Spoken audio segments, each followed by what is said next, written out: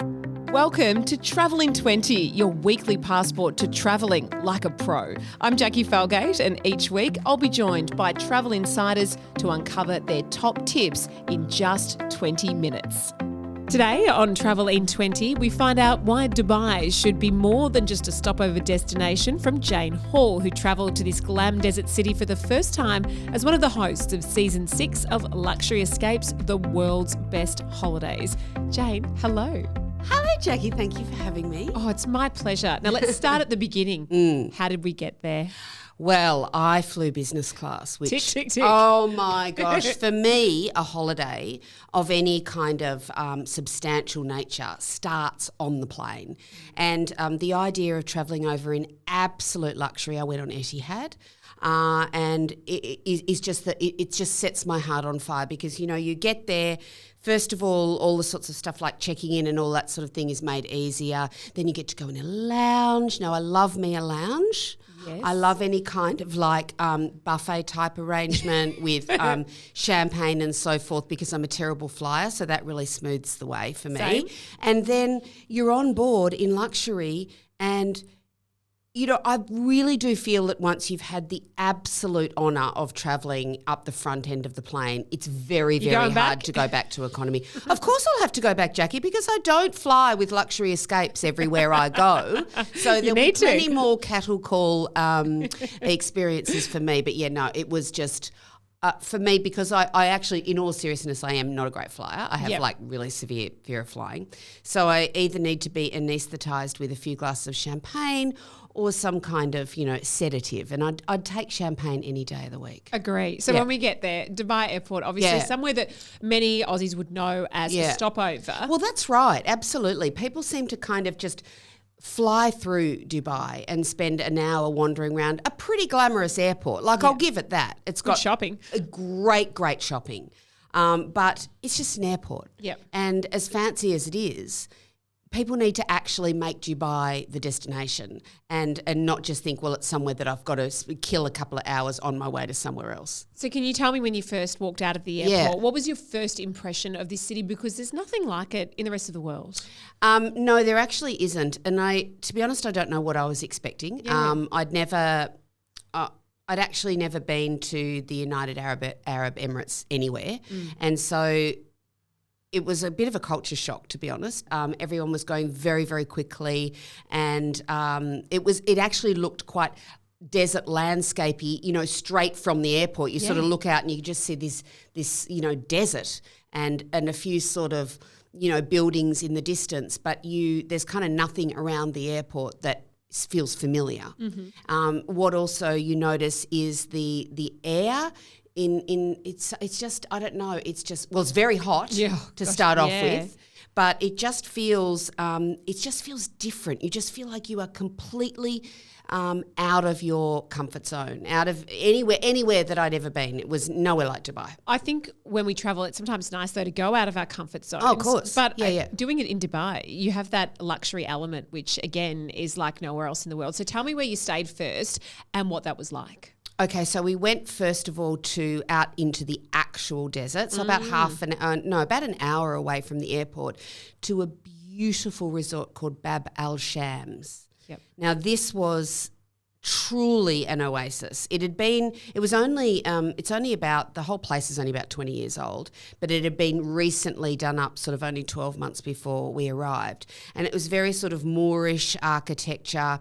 It was only sort of 2 levels. It was very, very discreet, very quiet in its luxury, very like absolute high end. Like you could tell this is where people who really wanted peace and quiet and to check out of their everyday lives for a little while, you could really tell that this is where they would come to. And did you feel like you could do that a little bit there? Oh, totally. Yeah. So what was that like, being so busy to be able to just sit back? Well, I would have given my eye teeth for more downtime there because it had the most incredible pools, relaxation areas. I found the whole place very zen to sort of move around in. And for me, the room was so beautifully appointed and so relaxing that I instantly felt like I took a deep breath and just relaxed once I got there. The staff were beautiful. They give you this little rosewater welcome drink. Nothing was too much trouble. There's all these beautiful eateries. Everyone is it's very quiet. It's very, that sort of luxy. I like that though. I do too, very much. Well, because this was my choice. We stayed at two places. One was Miguel's. We're going to get to him in a minute. I chose the Bab al Shams because I wanted that desert luxury escape that truly was like it is not like going to Hamilton Island. Do you know what I mean? Like it is somewhere like you have never been before. Okay. It was beautiful. This is a really popular one, Bab al Shams on luxury escapes. Is it? Yes. Oh, that doesn't surprise me at all. And tell me about the dining experience because there's one in particular. Oh, Al Hadira. Yeah. Okay. So within Bab al Shams, there's beautiful places to eat. The food there at the restaurants actually on site was absolutely delightful. But you can go a short sort of 5-minute car ride in some sort of luxury vehicle that they provide, and all of a sudden you're at this outdoor arena, which is called Al Hadira, and it's like it's a big sort of outdoor buffet with all these stalls that are all cooking different traditional dishes. What was the food like? Oh, spectacular. Yep. I ate so much on that trip.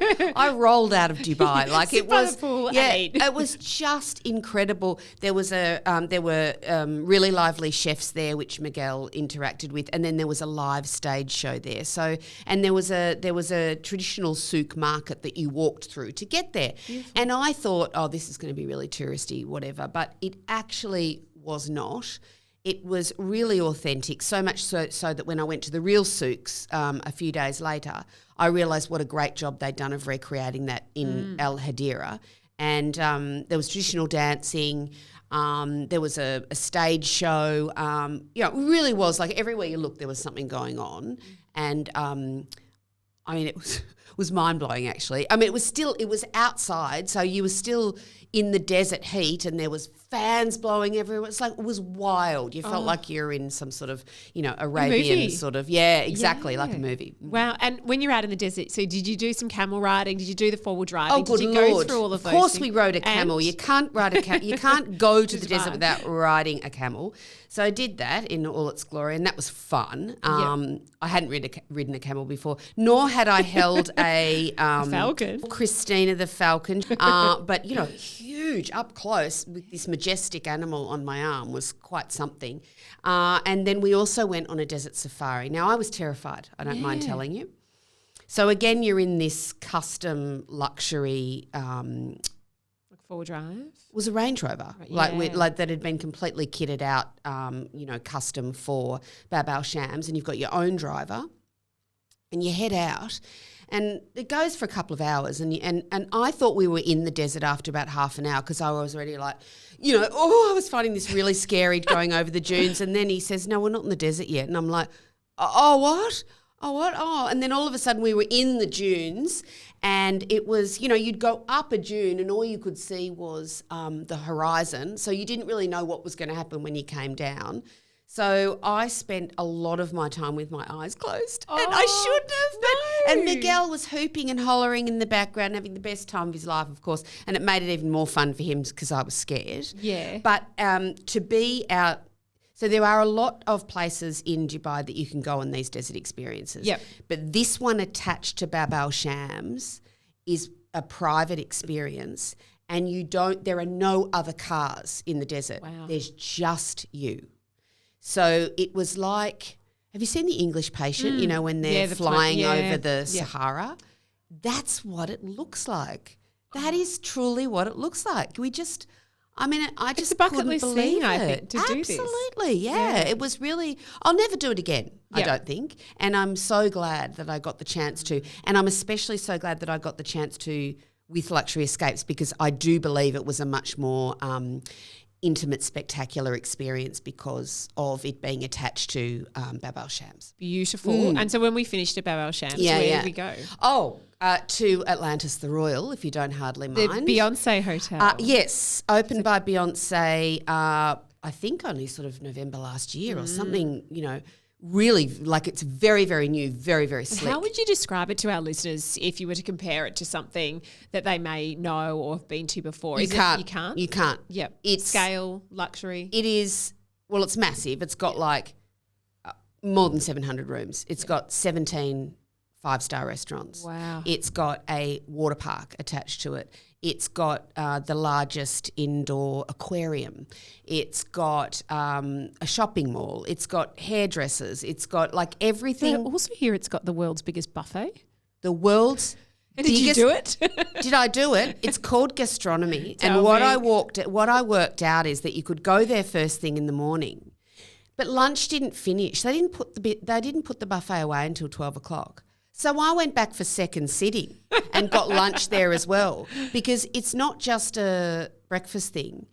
Within that place called Astronomy, there's like 20 different restaurants. So anything you could possibly imagine. There was one station that was only making poached egg dishes. There was another station just for dim sum. And when I say station, it looks like a restaurant, like you're going, it's like the David Jones Food Hall. Wow. It is unbelievable. It was like a beautiful 5-star restaurant, but just with everything that you could possibly wish to indulge in included in the price of your room. Wow. So it's no wonder. So if you wanted to go there, not and you that can you would. with Luxury Escapes. This is one of the hotels as well. Absolutely. If you wanted to go there at 6:15 or something whenever it opened, mate, you can hang out there until 12 and you can eat and drink whatever you want. Yeah. And you know, I'm talking like bar service and stuff like that as well. And what was your room like, and what was the pool like? So spectacular. So I want to do the pool first, because that's called Cloud 22. Thank you, Jackie. And it's up on the 22nd floor. Not everyone can go in there, so you have to either be invited, you have to be staying in a suite or somewhere fancy, or you can buy a ticket to go in there, providing you haven't got like 4-year-olds with you, because it ain't no place for kids. That's okay with me. Yeah, good. Oh, me too. Leave the kids at home for this I'm one. beyond that. Yeah. And you go up and there is day beds sitting in an infinity pool that looks out over the whole of Dubai. And it's not scary. I'm really scared of heights. But you're just surrounded by water, and the brain can't work out how they've got all that water up there to the 22nd floor. I'd love to and know. like a private, this massive sort of central bar, and then all these private cabanas and things that you could also hire out. So you could go up to Cloud 22 for the day. You can get yourself a little private cabana if you want to sort of rent one. You hang out there all day, and there's waiters and stuff. Like, can you describe the view to me? Well, no, because if you haven't been Dubai to Dubai, you don't really know. Is it endless? No, it's not endless, because Dubai is like it's like a jewel in the desert, and so it's really only been built over the last 25 years. Yeah. So what you can actually see is this amazing sort of vista of incredibly, like the highest building in the world is there, surrounded by other very, very modern, spectacular architecture, and then all around it, desert, as far as you can see. Like it's really quite otherworldly. You look as though you've walked onto a film set and someone's just sort of popped that over there, as it's been sort of made out of nothing. But it's wonderful. You did do a very good job at describing that. Oh, I don't know whether I did. I just don't think. I really do think that what I experienced in Dubai, it's almost hard to put into words. And can we talk about the food scene now as well, and with Miguel? Doing the tour with him, what was that like? Well, I think that was one of the great joys for me, because I got to see him in his natural habitat, mixing with some of the world's greatest chefs. And like he told, before he even left, like he'd told me, we're going to go here, we're going to go here, we're going to meet this person, we're going to meet that person. I got a backstory on everyone. And I loved seeing him go into the kitchens and actually cook with the chefs. And because that man is joy on legs. Like, he is just so happy about everything. You know, he's a spectacular travel companion, because nothing is too much trouble, and everything is fabulous. He's just, what you see with Miguel is exactly what he is like. There is no downtime. He's on from the moment he gets up, and he's just having the best time, and it's infectious. So I got carried away with eating all sorts of the local cuisine and also international cuisine, because don't forget that in the world's best chefs. right there. Yeah. Right there, like Heston, you know. So everything's there, and it's not just the traditional cuisine, but I got to see it and taste it and experience it through Miguel's eyes, and that adds an extra layer that you don't get to experience unless you're with a world-class foodie, as I was. And was the food the highlight for you? No. The food was, of course, brilliant, and I absolutely loved it. But for me, it was the accommodation. Like, I've never stayed anywhere so beautiful in my life at both places. And unless Luxury Escapes keep taking me places, I won't. So for me, you never know. You're like in a big city, Jane. Well, look, fingers crossed. But for me, just getting to stay in those sort of that really high end luxury, I'm not ashamed to say that really, it really rings my bells. Yeah, I love the food, and I love the I loved everything about it. But at the end of the day, who doesn't love going into the most beautiful room where someone's turned down your fabulous bed and left you some other delicious things to eat, and you're looking out over the ocean, and you're just thinking, well, okay, you're too excited to watch a movie, even though there's endless supply of things to watch. So what's your insider tip for people that haven't been to Dubai before? Expect more than you're thinking it will be. The city itself actually has a feeling that it's not unlike the buzz of New York.